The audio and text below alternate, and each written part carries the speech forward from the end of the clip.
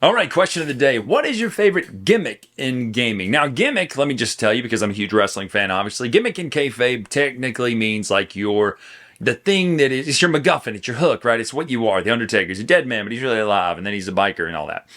What is your favorite gimmick in gaming? Like a hook that is part of a game that makes it unique or special? Because today we're taking a look at Cyber Pet Quest, which is a tiny little box, but it plays big. It's kind of the whole gimmick there is it's tiny, including the rulebook's tiny, the meeples are tiny. Everything's tiny, but it actually takes up a good bit of the table.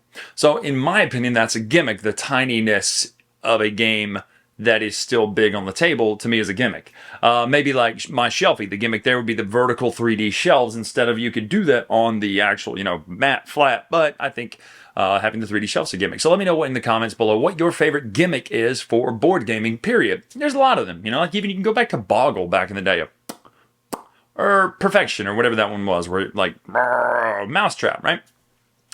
But today we're taking a look at Cyber Pet Quest. This is a kind of a I'm deciding on which genre to put in this in. I'd say RPG style genre, but it also looks like some of those old MS-DOS games, like the Roger Rabbit MS-DOS joystick. Do this to do this, based on the way it's laid out. However, it's got a map like a JRPG. So we're taking a look at Cyber Pet Quest, and then we'll come back up, talk final thoughts right now.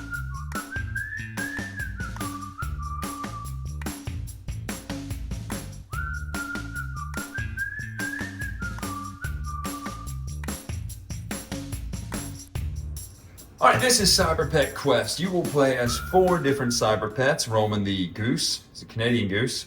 Never mess with them. They attack. They're vicious. Clay's a dog. You've got the raccoon over there, Freya, and then Jane the cat over there. Now, one thing you can't see on frame, because ironically, even though the game fits in this little box here, it does have a neat little cloth map, very much like a Super Nintendo RPG, which is very great, with the different locations.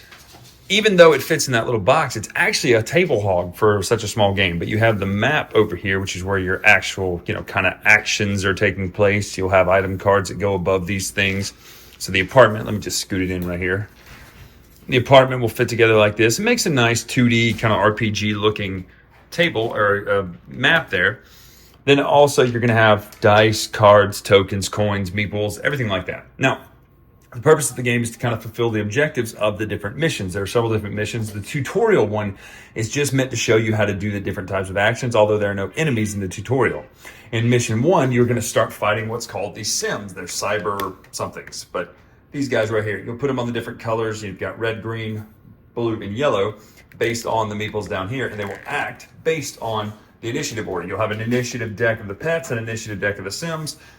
You'll turn them and go back and forth between Sims and pets, back and forth, taking actions. Now, at the beginning of your turn, you're going to generate energy based on this handy card here. You're going to have a base energy based on your card here. So this Roman gets 4 plus the 3 dice. You'll roll these. You'll gain your energy or luck. Half lucks have to have 2 of them to make a whole luck, kind of like Legends of the Hidden Temple. You'll gain your energy, so we start with 4, we just got 3, so we'll have 7 energy. You can spend them on actions such as moving, such as exploring, such as interacting, such as healing. You can also do an impact action, select once per turn. You'll do the impact, which is the amount of impact it has on a space, whether that's fighting a sim, whether that's interacting with an objective marker or whatever, and then you'll pay the energy cost. So this one costs 5 energy, but it does 2 impact. Now the reason that's important is because on this difficulty level, Sims take 3 impact to stun them, and once all 4 are stunned in this mission, that's one of the 3 objectives you have to complete. Not to mention getting the 2 interact objectives up here. This will be up here. You can interact with that to turn it over and then read it. There'll be a little interlude in the rule book about what to do in the story and how it goes. And this goes on pretty big. You start in the apartment, you go all the way to the cybernetics lab of doom. There's bosses, there's all sorts of items and charms. But essentially, you're going to be moving around, interacting, fighting. One cool thing is you can choose whether to sneak or be aggro. If you're aggro, the enemies will attack that person who's aggro, as well as when sneaking, things cost a little bit more, but you can move around without having to worry about as much fighting and things like that. Now, you cannot do impact actions if you're sneaking there. There's a whole lot of items that will buff your character. There's a whole lot of impacts. There's a whole lot of charms that are things that are more permanent. Items are one-time use. There's a lot of upgrades. You can move up levels and gain better stuff for your character. So it's really a full-blown kind of JRPG done in a tiny little box, reminiscent of the Game Boy Color / Super Nintendo era, with some cool artwork and great looking little components here. that is Cyber Pets Quest. All right, so this marks 9 years that I've been doing reviews for the Dice Tower. So last year I started a rubric system where I take 7 different scores, aggregate their scores together and get the average, and that is how I come up with the score for the game. Now, some of you may weight these categories differently than I do, but this is my review, and the reviews are subjective, as we talked about. So this is Cyber Pet Quest. Number 1 is the concept. I give it an 8, actually. I think this is pretty cool. You've got cyber pets, kind of like Digimon or Pokemon, but they're cyber pets, and they fight and stuff like that. So to me, it's a pretty cool concept, and doing it like a JRPG in the sense of, you can gain powers, you can explore.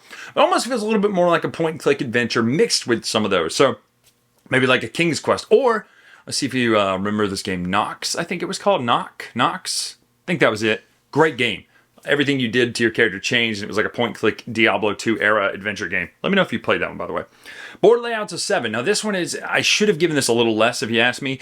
Because the gimmick is tiny, everything is tiny, including the board setup. And really, it doesn't need to be this way. I don't think this is necessary. I think you could have done a bigger map, bigger box. I don't know. We'll come to that later.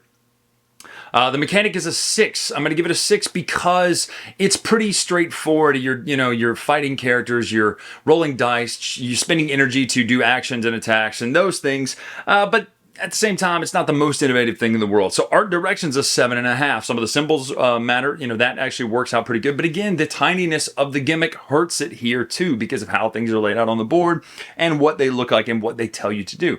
Art, however, is an 8.5. I like the way this game looks. I think it looks really nice. The cloth map and the characters art and the animations, or not animations, that would be cool. The art is really good.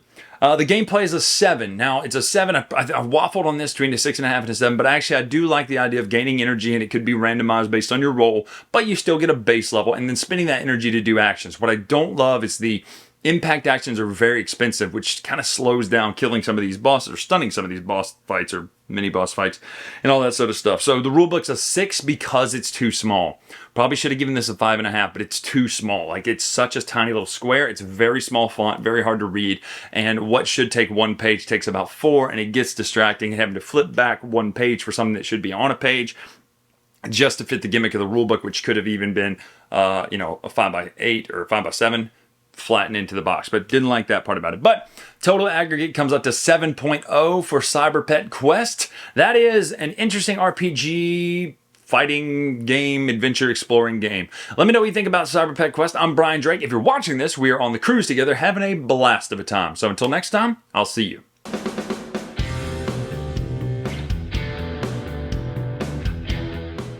Hey everybody, thanks for watching another video from the Dice Tower. Hey, you want to learn more about us, communicate with us? We have a Facebook group, we have a Discord channel, lots of different ways to get involved with the Dice Tower. You can find that in our Linktree link below. So just click that, it will take you and you can communicate with us on Facebook, join our Facebook groups. There's lots of cool things that you can find and become part of the Dice Tower.